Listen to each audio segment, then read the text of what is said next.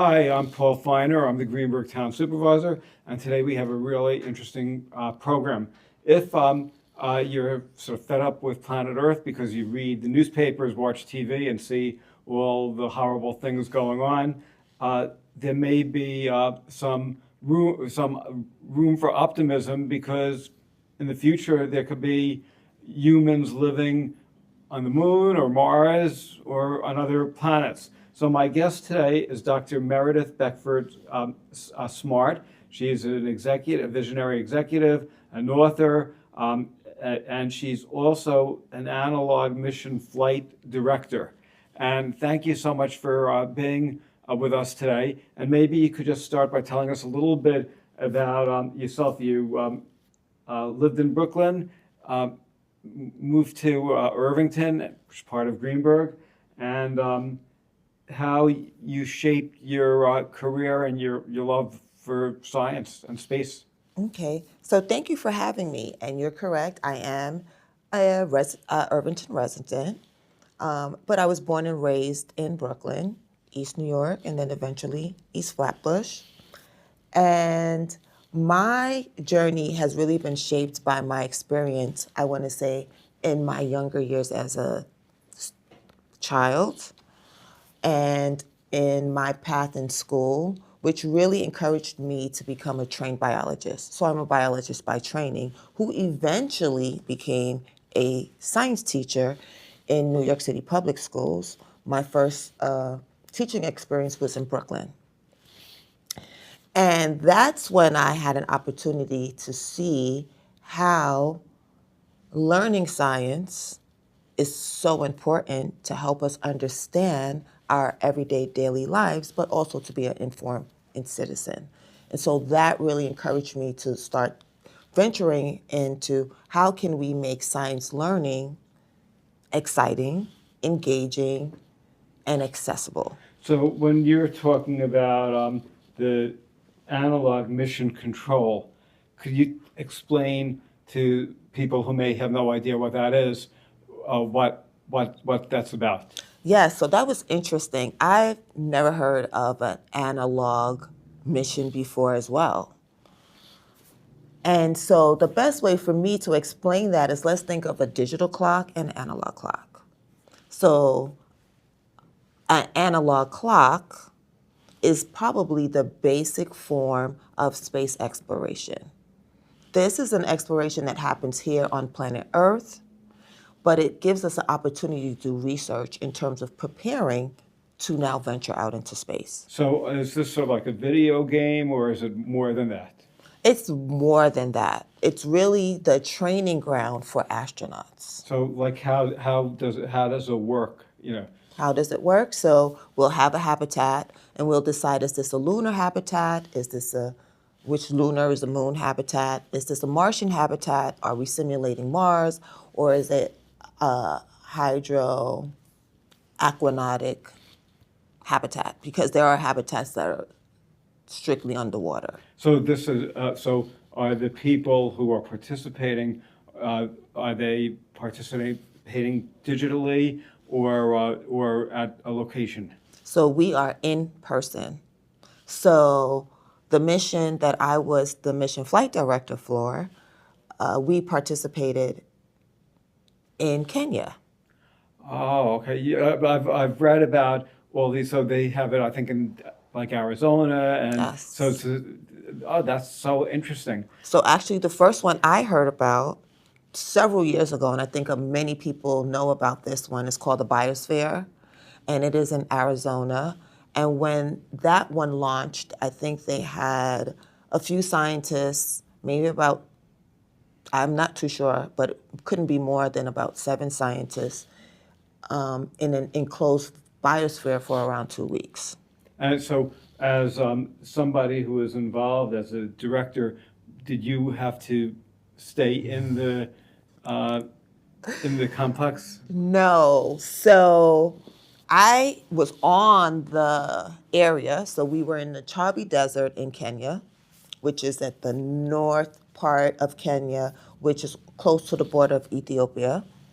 It is actually a 9-hour drive from Nairobi. So we were in a very isolated, and usually that's where the analog missions happen. Very isolated area, no buildings in sight. So for me, that was also just like, what are we doing here? Were you a little scared?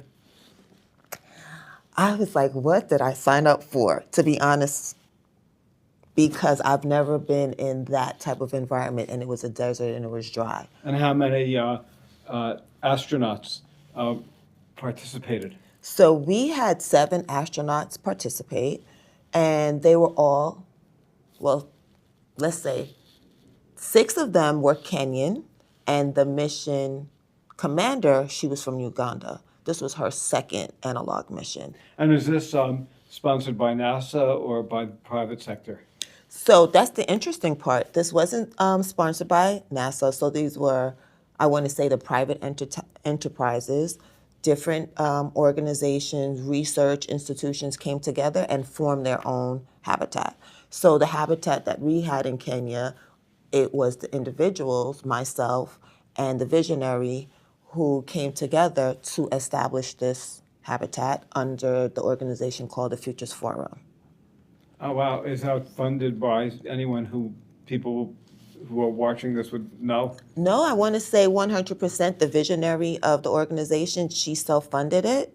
We did do like a small fundraiser event online to raise some funds, but we did partner with a university in Kenya, Machakos University. We partnered with the Kenya Girl Guides, so they gave us more in-kind support in terms of the logistics, building. We partnered with the MP in the area, and we also partnered with the community. So they gave us 5 acres of land to do this analog exploration mission. Are the people who participate in the mission, are they probably going to be future space explorers, or like what percent of the people who participate in these analog missions, say around the world, actually get to go to space?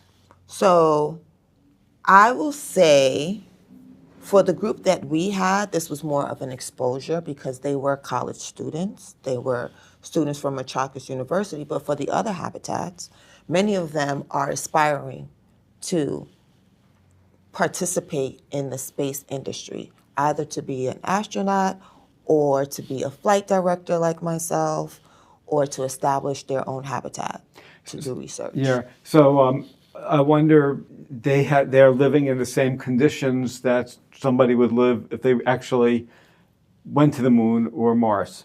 Yes. So we are simulating what life would be like living in Mars. So if somebody's claustrophobic after a day, could they say, "Count me out"? Does anybody ever say, "I can't take this"? That definitely can happen, and that's always an option. Did it happen with you? We did have some people at the last couple of days saying, "Oh, I can't take this no more," and they actually left, and it's okay. You know, you are not hostages, but this is an experience for you to feel what it would be like, and also to give you an opportunity to think about the human factors of living in space. And so the world's biggest analog brought together researchers from 25 different countries. So we were doing experiments in the habitat at the same time. Yeah, I get claustrophobic when I'm in an elevator, so I guess this would not be for me. Definitely would not be for you. And I had considered to participate, to be an analog astronaut, and I'm like, well, let me go and lead the group, and I can make a decision if at some point I would want to actually be an analog astronaut. And after experience, I know I will give it a try. In terms of like the gravity, what type of what type of spacesuits do they wear, and how do they simulate weightlessness? So different habitats would determine what it was that they wanted to study or research. For us, I think because we were already making history in terms of establishing a habitat, and many of the other habitats were already established. So we were coming in, getting into this bigger, world's biggest analog, and we've never established a habitat before. This was the first time. So for us, the goal was to establish the habitat and live there for 14 days. Do some experiments, but we didn't study about gravity. So it was a little easier for the participants. Yes, I think this was our first try, so we really probably spent more time looking at human factors. So what are some of the human factors? So human factors, the one that you spoke about in terms of what it is, what does it feel like, and what are some of the challenges in living in isolation for 14 days, right? Having to ration water, food, living with other people for 14 days. And so how many people again? We had 7 astronauts Right. isolated together in a small confined space. So it's like the Survivor games. Definitely the Survivor games. I mean, a lot of so for me as the flight director, I really mapped out the flight schedule on a daily basis, but also overall on the 14 days. And so when I did the day, based on my understanding of biology and health and wellness, I try to incorporate times for them to, yes, do the extravehicular activities, which is to go outside of your space, like land on the moon and have a rover. We didn't have a rover, but that's what some habitats would do. But also give them that opportunity to, one, reflect on the experience, but also how can they bond as a team. Were there issues where people didn't get along? Of course there were issues. So what happens if you're in space and you can't stand the person next to you? And that's a good point. And that happened with you? Definitely happens because we're bringing people together. Fortunate for this group, they knew each other already. But that made it also complicated because they knew each other before. So if there were issues that they had before coming in and they weren't resolved, and now you're in this space for 14 days, now you're forced to address it. Right. So everybody in your mission, basically, they knew each other. They were somewhat friendly. And were you so surprised with the did they, at the end of the mission, did some of them say, "I can't take this God person before"? And what percent were men and women? So that's actually a good question. So the flight commander was from Uganda. She was a female, right? But this was her second mission, analog mission. She did a mission before in Poland, which is a totally different environment than the desert. However, she came in already skilled because she finished college before. So I think her role, because she was the leader of the group, she really helped them manage conflict and kept them on task on the reason why we were here. Now everyone else, they were familiar. So we had 3 female astronauts and 4 male astronauts. Oh, wow. And in terms of like some of the studies that they did, could you explain some of that? Yeah, so I think one of them, that was the favorite for me, actually the one who said that's what we're going to do, was around growing microgreens, because we're thinking about how can we live in space, and of course we all need to have food. And I know a lot of people think of space in terms of the freeze-dried food, but now we're thinking about how can we have a sustainable supply. So it's almost like a greenhouse. So there was a grow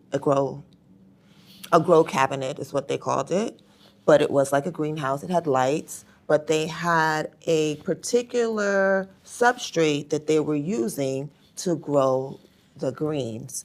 And so the microgreens that they were growing was broccolini, which would grow and harvest in less than 14 days. That's great. So that was our main experiment that we participated in, which was part of an experiment from a university in London. That is great.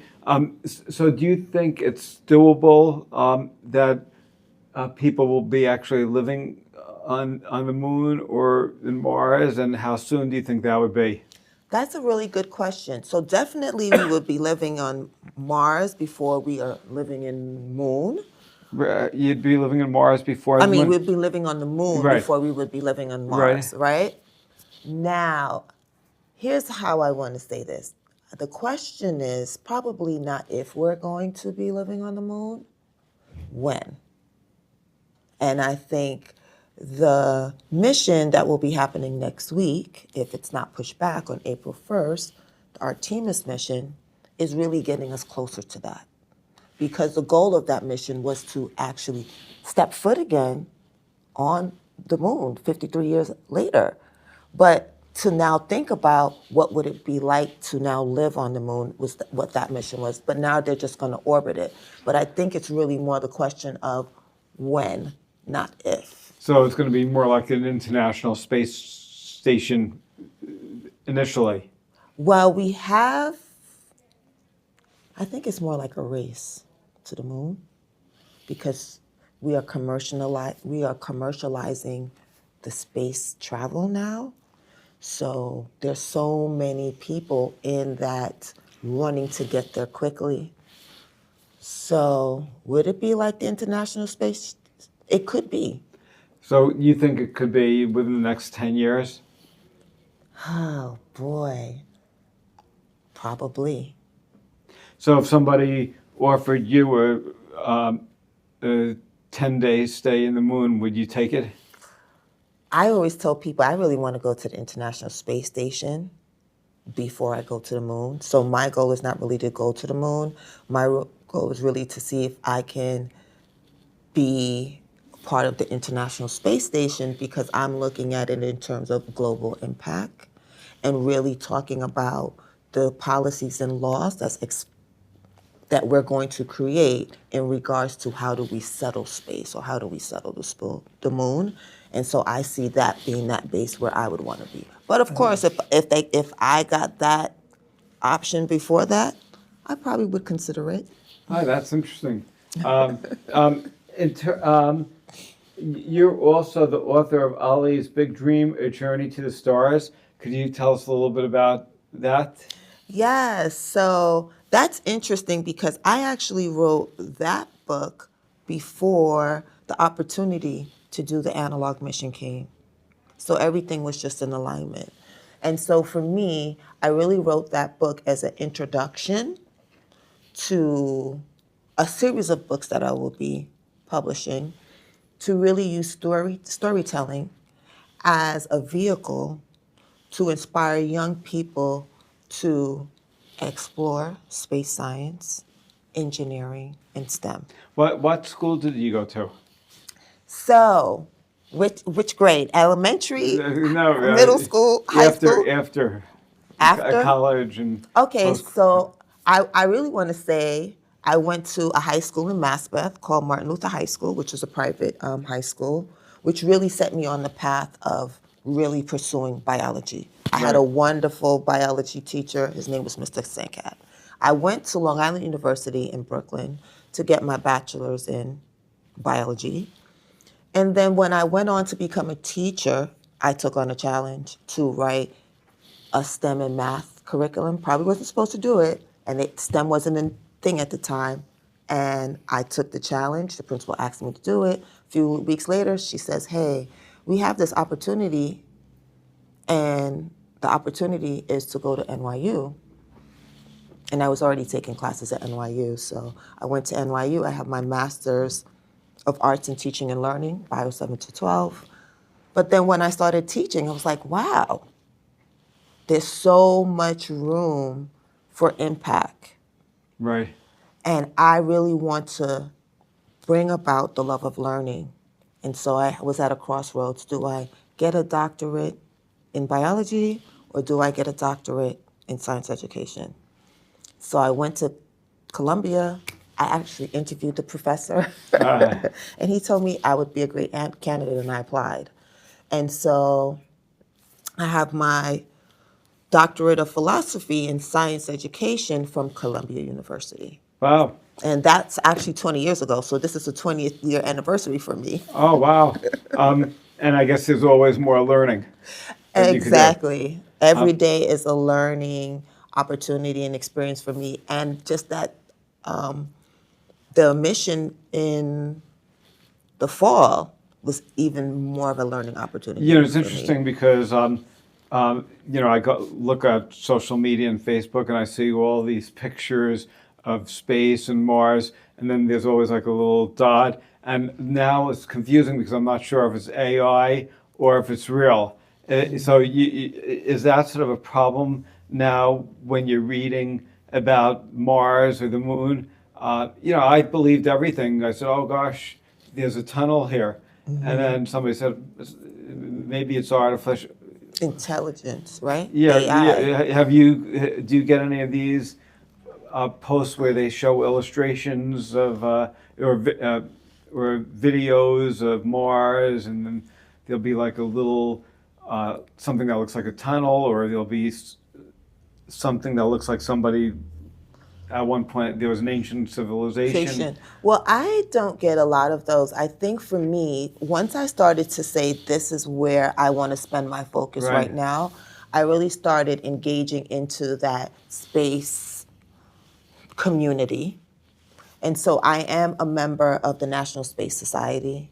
And almost every week, we're having conversations around this journey to the new frontier. And people who've already partaken, people who've already had the opportunity to do a mission and now look back at planet Earth. And I heard that's life-changing. It definitely must be fascinating. Yeah, so I guess because that's the community I'm in and that's how I have my access to information, I'm not really getting the AI information. So I'm getting information in images from a community that's well trusted. I've had some student interns in the past who were interested in space. And, what advice would you give to students? So here's what I would say, just in line with the message of Ollie's Big Dream, A Journey to the Stars, I would definitely say dream big. Be persistent. Never think that any dream is too big, but always seek out the opportunities.